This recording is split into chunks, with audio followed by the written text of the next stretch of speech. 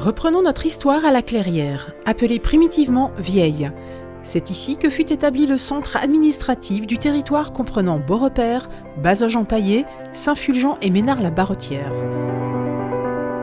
À peine plus au nord, à cheval sur les frontières de Beaurepaire et de Bazoges, Ardanne. Le nom gaulois Ardennes signifiait la forêt, le bois réservé aux seigneurs, probablement celui de Bazoges puisque Beaurepaire n'existait pas encore. Poursuivons jusqu'à la Dabretière, située entre Bazoges et la Gaubretière. À l'époque mérovingienne, elle faisait partie du château de la Rairie, appartenant à Bazoges-en-Paillé. Pour rejoindre les Roussières par la route, nous passons par la Landrière. Les Roussières, propriété au XXe siècle d'une riche famille nantaise qui fit construire les bâtiments actuels avec de grands moyens, à la façon d'un manoir avec pavillon central et balcon. L'écrivain et politicien Jean Yol, qui habitait Vendrennes, en sera propriétaire après la guerre 14-18. Confortablement installés dans notre calèche, nous traversons la seigneurie, qui jadis regroupait une trentaine de propriétaires qui payaient une rente annuelle au seigneur de Beaurepaire, mesure instituée par Marie de Thouars, belle-sœur de Gilles de Rais. Nous passons ensuite devant Sainte-Marie, un lieu dit récent. Son calvaire de la Vierge Marie a été édifié par le propriétaire lorsqu'il a vu ses 3 fils revenir vivants de la Seconde Guerre mondiale. De l'autre côté de la route, Chambrette, partie du grand village des Chambretières.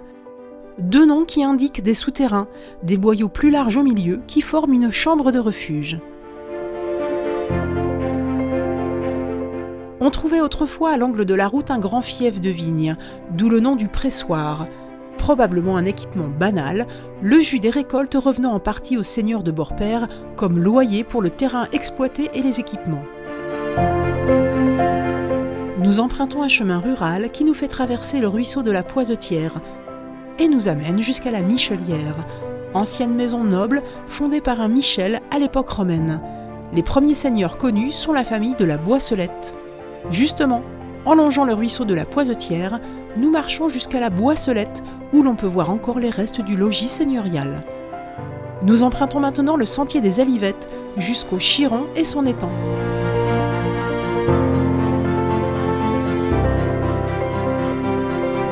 Le Chiron, un des plus anciens villages de la commune, si en bordure de la voie romaine de Brest à Aigues-Mortes.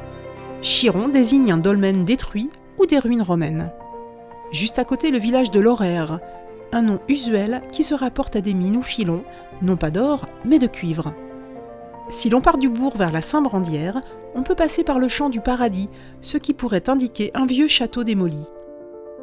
Mais prenons plutôt un sentier qui tire son nom de grandes et étranges pierres, les Alivettes. Ce sont en fait les passages entre 2 de ces pierres dressées qui permettent d'aller de champ en champ entre les haies tout en interdisant le gabarit d'une vache. Plus au nord, nous empruntons le chemin des Ditués. Pendant les guerres de Vendée, les Bleus surprirent ici, à la tombée de la nuit, un groupe qui revenait d'une messe clandestine célébrée à la Petite Renaudière. Ils furent tués pour avoir refusé de crier « Vive la République !» Nous atteignons le point culminant de la commune, les Ardillers, d'où le nom vient du latin argilum, terre argileuse. Prieuré protestant au Moyen-Âge, exploité par quelques moines avec la Saint-Brandière, on trouve mention du prieuré dès 1330. La maison prieurale est aujourd'hui un gîte. Les moines possédaient sur cette butte 5 moulins avant, d'où l'ancien nom du village, les 5 moulins. Les moulins, dont il ne reste que quelques vestiges, ont été remplacés par une imposante minoterie au charbon dans les années 1900. Nous faisons maintenant halte dans une cave souterraine où s'est caché un prêtre pendant les guerres de Vendée. Requinqués, nous reprenons notre route, passons par le Cormier pour emprunter ensuite le chemin creux qui nous mène à Bertré. Nom d'origine germanique, Ber, toujours appliqué à un moulin à eau. Les moulins de Bertré dépendaient du prieuré des Ardillers. Ils étaient alimentés par le Grand Ry et par un étang situé entre ici et les laitières. Plus en amont du Grand Ry, le hameau des laitières. Lieu noble à l'époque féodale, s'étendant sur les villages voisins de la Lande et des Barouères. Là aussi, pendant les guerres de Vendée, de nombreux prêtres réfractaires s'y cachèrent, entre autres les curés de la Gaubretière et des Épaisses. Il est temps de redescendre le long du Grand Ry jusqu'au village de la Frapperie.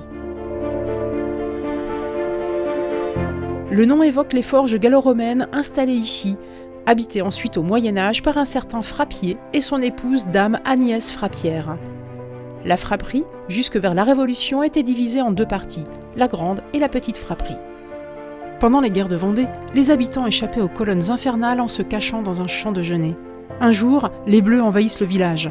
Les femmes et les enfants n'avaient pas eu le temps de gagner leur cachette habituelle. L'un des Bleus enfonça la porte de la maison Guéry. À l'intérieur, près de la cheminée, une femme se trouvait demi-morte de peur, serrant un petit enfant dans ses bras. Mais au même instant, plusieurs autres Bleus trouvèrent, derrière la maison, une barrique renversée.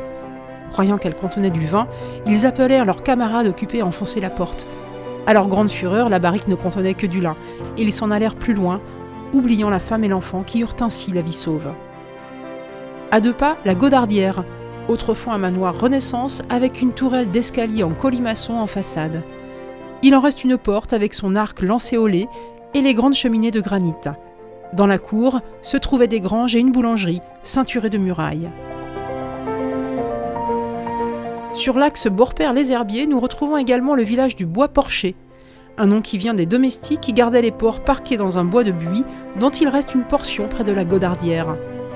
Au cours du XXe siècle, les bâtiments initiaux sont détruits pour exploiter les mines d'uranium. Il ne restera que le logis. La Barrère, lieu-dit dépendant du Bois-Porcher jusqu'à la Révolution. On arrive, de l'autre côté de la route des Herbiers, sur la zone artisanale et économique de la Souchet.